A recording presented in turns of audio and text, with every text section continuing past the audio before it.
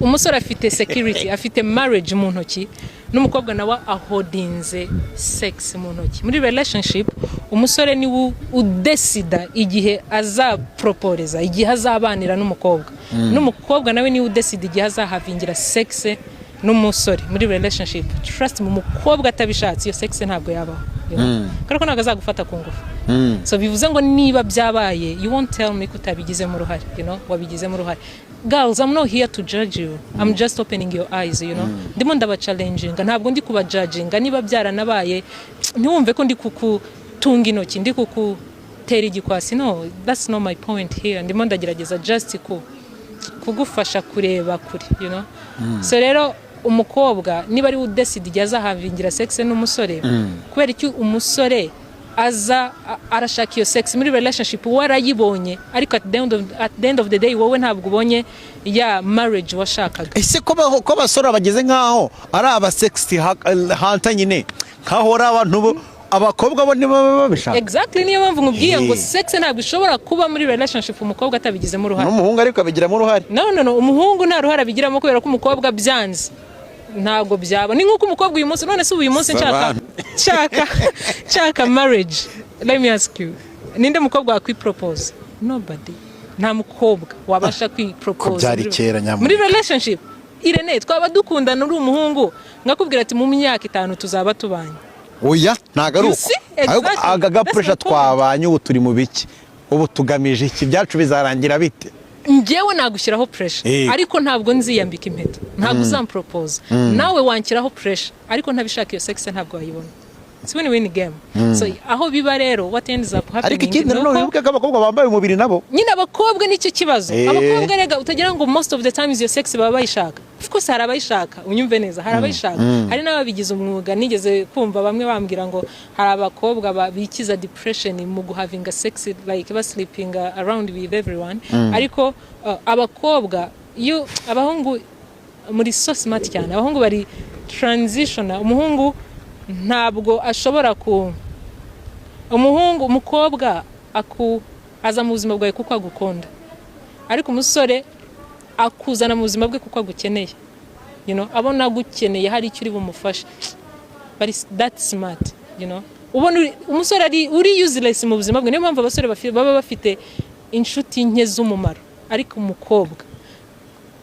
abakobwa muri Kigali arakubwira ngo mfite inshuti kuko ku buryo ategura nka birthday ukajya n'ubukwe inshuti kandi bose abita inshuti. In my head bandi kuvuga ni aba bantu how do you manage it like gute umukobwa ashobora umuntu umwe ashobora kugira inshuti 20 zose afite uko abanye nazo zose afite ukuntu basohoka. I can't do that. That's too much work. Kwa buri nyamwigendaho rero no ntago ari kubanya mwigendaho ahubwo mbwira buri muntu wese ngewe kereka maybe hari abantu bita acquaintances b'abantu bamwaramenyanye gutyo gusa ariko umuntu nita inshuti. If I call you friend that means you are close to me kandi niba uri close to me we chat we talk we tell each other everything. So nagira na relationship now we need that close nkubwira byose nkubwira nti men Irene nkeneye miliyoni 5 ndakubwira icyo nyakenereye nyuma aka kanya ndashaka nkagira na your relationship n'undi muntu nanone like how ntago mbyumva so inshuti 20 hari nyine hari best friend hari na friends abo bose rero igitangaje muri izo nshuti nta nishobora kukureba ngo ikubwire ngo ariko komera ubu kutangira kwiga kutararangiza kaminuza shyiramo agatege jya kwishuri men urangize ira degree yize ntaga bashuba bikubwira ariko best friend yabikubwira kandi best friend ziba zingahe yakoze party you need just one friend just like one good friend how comes inshuti veni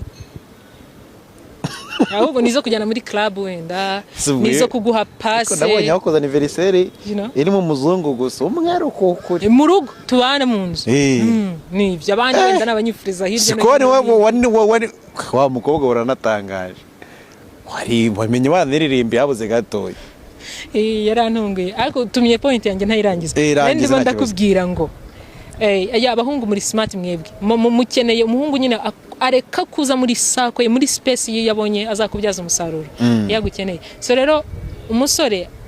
tradinga love to get sex akubeshya urukundo kugira ngo abone sex n'umukobwa nawe akaguha iyo sex kugira ngo abone urukundo. you know, most of the times umukobwa gwa sex avuga ati okay niba ari icyo ashaka kugira ngo nkunde maybe reka nyimuhe nanjye nzabona icyo nshaka nyuma nyine like I said what ends up happening umusore birangira abonye iyo sex yashakaga ariko abakobwa marriage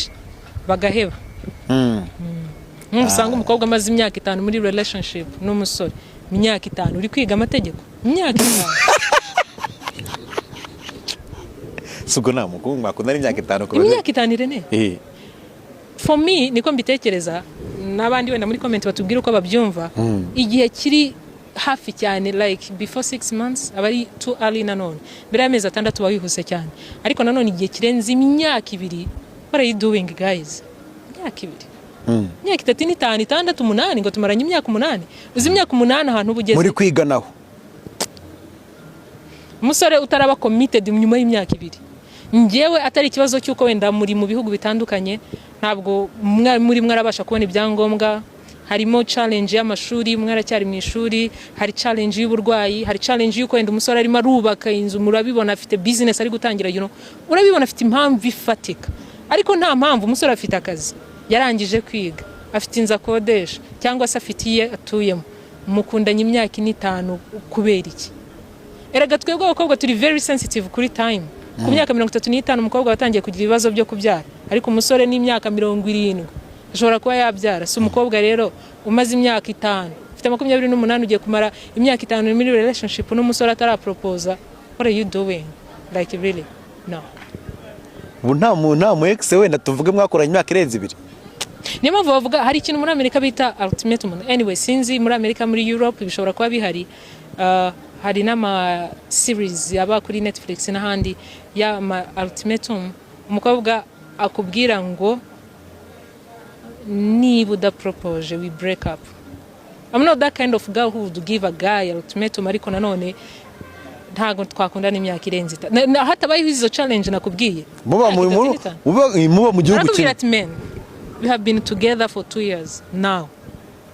uri mu buzima bwanjye ndimo bwawe you know so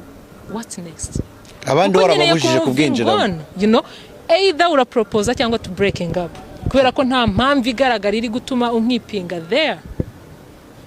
kandi bikunze kuba ni cyagiye utangiye kugiwe mu rugo kujya kurara yo kumufurira arega yumva uri umugore we atangira yumva nta kindi asigaje icyo batinya nizo nshingano gusa kuko nubu umugore mu mategeko azaba ari a bit more responsible you know so icyo rero nicyo baba bahunga ariko aracyabona benefits zose nk'umuntu wubatse rero iyo utabaye umukobwa uri smart nese ko nkubaza uvuze imyaka 2 ubwo yaba imyaka 2 yo nayo naga ari mike babyumve wamara imyaka 2 n'umutipe mukundana mutarakora sex why not ngo utegereje niba adashobora kwitegereza nabyihutisha sinkubwiye ngo mukundana imyaka 3 be mwinaze mu rugo no Irene urambwira ngo urankunda sibyo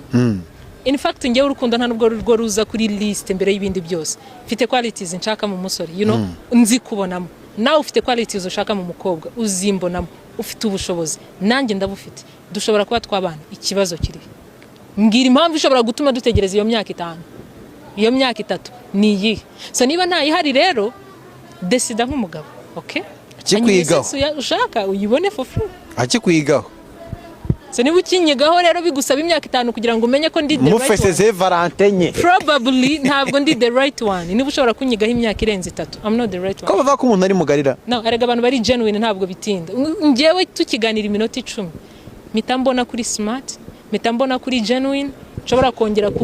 ngukeneye mu buzima bwanjye cyangwa se nshobora kukwigizayo abantu bari genuine biragaragara